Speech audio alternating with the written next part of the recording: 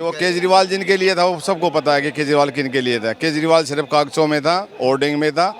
असल दरबार ये है जहां हम आए हैं रेखा गुप्ता के लिए। रेखा गुप्ता जी से कहा कि जो स्कूल वहाँ बन रहा था उसको बनने दिया जाए और उससे न गाँव का विकास भी होगा। जो कॉलोनियाँ लगती हैं वहाँ के बच्चों को पढ़े लिखेंगे तो अच्छी जन सुविधाएं मिलेंगी। उन्होंने क्या आश्वासन दिया आपको? आश्वासन दिया कि आपका स्कूल बन जाएगा। मैं बात करती हूँ उनसे। भरोसा है रेखा गुप्ता जी? बिल्कुल 100% भरोसा है। और ये हमारे सारे पेंशनर आ रहे हैं जी, आज रेखा गुप्ता से मिलके काफ़ी हमें सहानुभूति मिली है कि वो जरूर करें कार्य, उनसे काफ़ी आशा है। भरोसा है कि 4 महीने में कुछ बिल्कुल भरोसा है जी, बहुत अच्छा काम होगा और हो रहा है जी। तो गया दिल्ली, पलायन कर गया पंजाब, वो चला गया जी, वो दिल्ली से बाहर चला गया। यहाँ तो नहीं आ रही उनकी? ना जी ना, कुछ ना याद, हमें तो दुख हो रहा है। वो भट्ठा बैठा गया पीछे पीछे दिल्ली का भट्ठा बैठा गया 12 साल।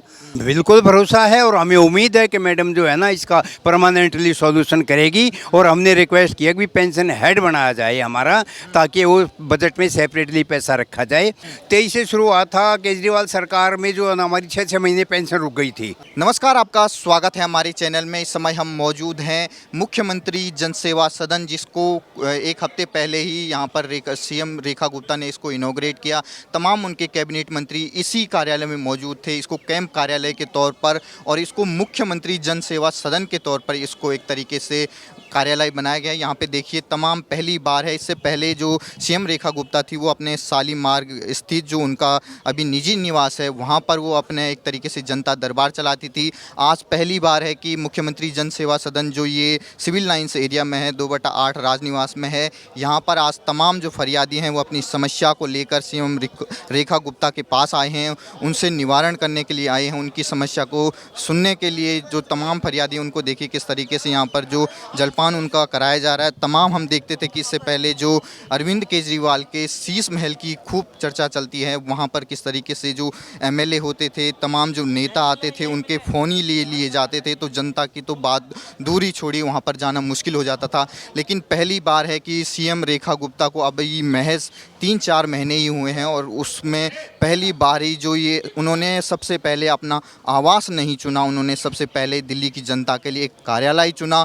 और ये कार्यालय आपको बता दें कि जो गोपाल राय पहले आम आदमी पार्टी के यहाँ पर मंत्री हुआ करते थे, उनका आवास था ये, उसको आवास के लिए आवंटित कर दिया गया था।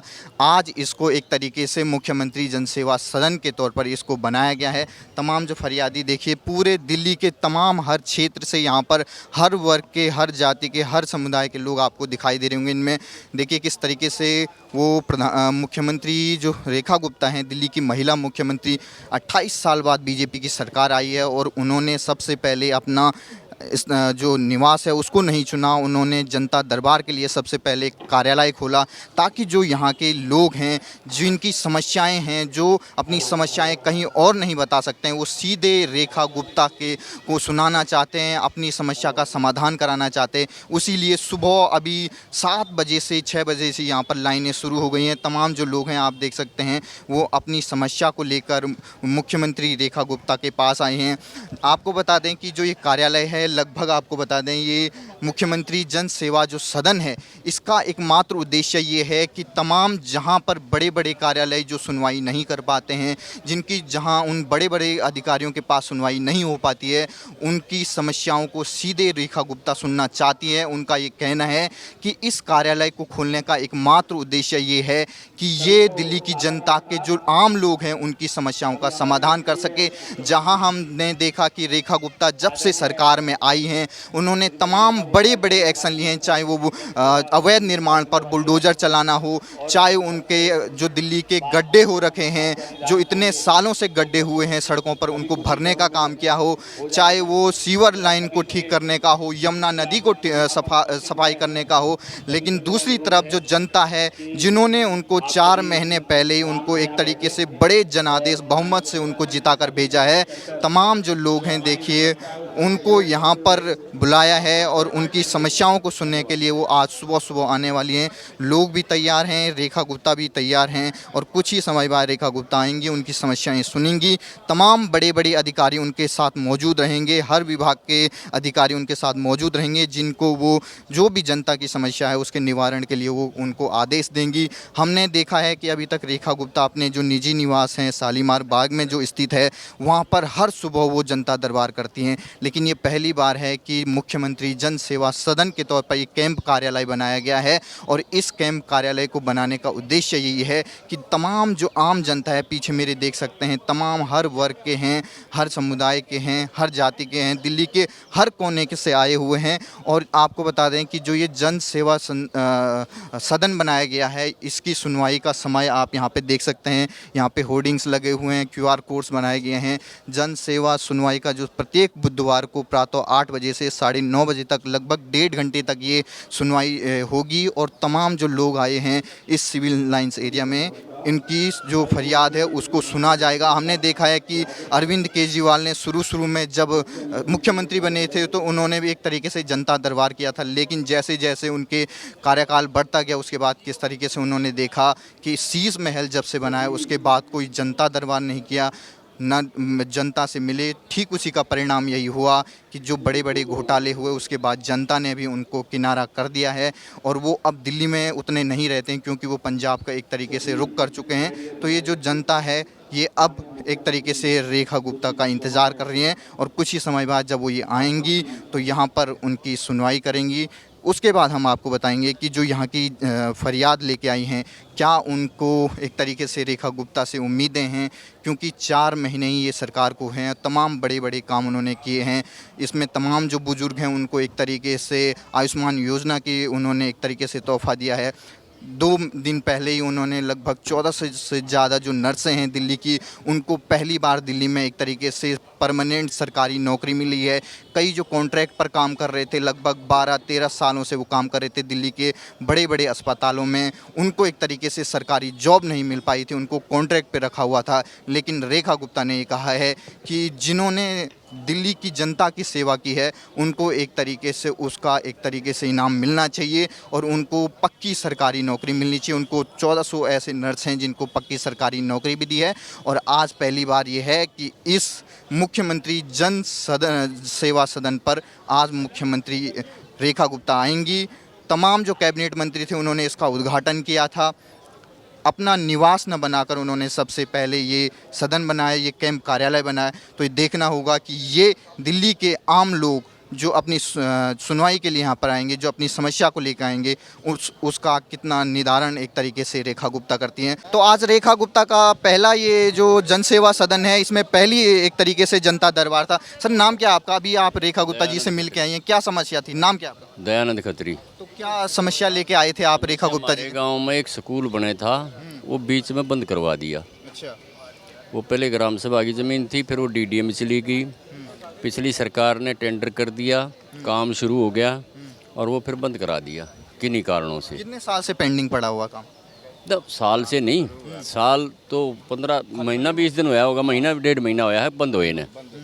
लेकिन टेंडर हो गया था 49 करोड़ का, 50 करोड़ का, और काम शुरू हो गया था, पिलर बन रहे हैं उसके, और बीच में काम बंद करा दिया। काम मतलब स्कूल की ज़रूरत नहीं है यहाँ। अधिकारियों ने कहा? अधिकारियों ने कहा, किसने कहा हमने तो पता नहीं। आप रेखा गुप्ता जी से मिल के आए हैं, तो क्या भरोसा है रेखा गुप्ता जी से मिल के आए हैं? उन्होंने है कि उस पर ज़मीन पर कब्जा कर लें हम। अच्छा, कौन लोग हैं जो कब्जा करना चाहते हैं उस जमीन पे? देखिए, पुराने कांग्रेसी हैं, पुराने MLA के लड़के हैं, अच्छा, वो दबंग टाइप के लोग? दबंग टाइप के लोग हैं, वो कब्जा करना चाहते हैं उस पर। तो रेखा गुप्ता जी से क्या कहा आपने? कहा था वो, ये बोले हम दिखाते हैं। ये है भरोसा है रेखा गुप्ता जी ने जो आश्वासन दिया आप लोगों को? भरोसा, तब पता लगेगा, जब काम होगा जब पता लगेगा। ठीक है, अब तुम्हारे तो कही थी करवाओगे, और क्या बताऊँ। अभी हमने जो ज्ञापन दिया है इसमें 800 आदमियों के साइन है, पूरे गांव वालों के, और पूरा गांव एक तरफा चाहता है कि ये स्कूल वहीं पे बने। क्योंकि पहले जो अलॉट हुआ है तो पिछली सरकार जो अभी कमियां बता रहे हैं कुछ वहाँ पे, लेकिन जो अलॉट हुआ तो उस टाइम पे कमियां नहीं थी उसके अंदर। वो तभी भी तो सरकारी डिपार्टमेंट के जो JEE होंगे उनके लिए था। और जो हमारे गांव में पहले स्कूल है उसमें एक क्लास में 80-80 बच्चों की स्ट्रेंथ है, जो कि बहुत ज़्यादा लोड है। 3-3.5 हज़ार एक स्कूल के अंदर बच्चे पढ़ रहे हैं। तो उस स्कूल के डिमांड है फिलहाल जो एरिया का देखते हुए कि भाई एक स्कूल और बनाया जाए, तो उसको लेके बनाने देना चाहते हैं। ये भी कह रहे हैं कि कब्जा करना चाहते कोई। अभी फिलहाल शिक्षा मंत्री जी ने वहाँ राउंड किया था तो उनको बरगलाया गया, उनको गलत रास्ते से लेके गए, उनको मिसगाइड किया गया, तो इसलिए उन्होंने उस काम को बंद करवा दिया गया था। रेखा गुप्ता जी से क्या कहा आपने? हम रेखा गुप्ता जी से कहा कि जो स्कूल वहाँ बन रहा था उसको बनने दिया जाए और उससे ना गाँव का विकास भी होगा। जो कॉलोनियाँ लगती हैं वहाँ के बच्चों को पढ़े लिखेंगे तो अच्छी जन सुविधाएं मिलेंगी। उन्होंने क्या आश्वासन उन्होंने दिया आपको? आश्वासन दिया कि आपका स्कूल बन जाएगा। मैं बात करती हूँ उनसे, भरोसा है रेखा गुप्ता जी? बिल्कुल 100% भरोसा है। तो पहले भी जो सरकार रही थी तब भी जनता दरबार में गए होंगे आप? 1% भी नहीं गए पहले जनता दरबार में, और कोई भरोसा ही नहीं था हमें वो सरकार पे।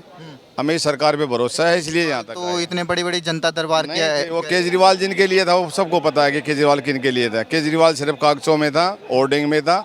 असल दरबार ये है जहाँ हम आए हैं रेखा गुप्ता के लिए। वो टीवी पे था। हाँ टीवी ये वाला में था। ये जन सेवा आप देख ही रहे हो, ये एक्चुअल में जनता के लिए है और हमें भरोसा है कि हमारा भी काम होगा, जितने लोग आए इन सबका काम होगा। 12 साल से केजरीवाल जी मुख्यमंत्री थे, कभी आपने सोचा कि उनके फरियाद लेके जाएं, उनसे कोई सुनवाई होगी? शीश महल बना हुआ था इतना बड़ा। 1% भी नहीं सोचा। वो उन्होंने अपना शीश महल बनाया है, होर्डिंग पे अपना दिखाया है। काम जो 10 करोड़ का होता था 80 करोड़ वो एडवर्टाइजमेंट में लगा देते थे। यहाँ कोई एडवर्टाइजमेंट तो है ही नहीं, यहाँ तो सिर्फ काम है जमीनी स्तर पर। तो यहाँ कितनी सुविधा मिली आपको? सीधे मिलने में कितनी मुश्किल आई या आसानी हुई आपको? 1% भी कोई मुश्किल नहीं आई। बाहर से आए, अंदर आते ही हमारे को पानी भी दिया गया, चाय कॉफ़ी भी दी गई, बैठने के लिए कुर्सियाँ दी गई।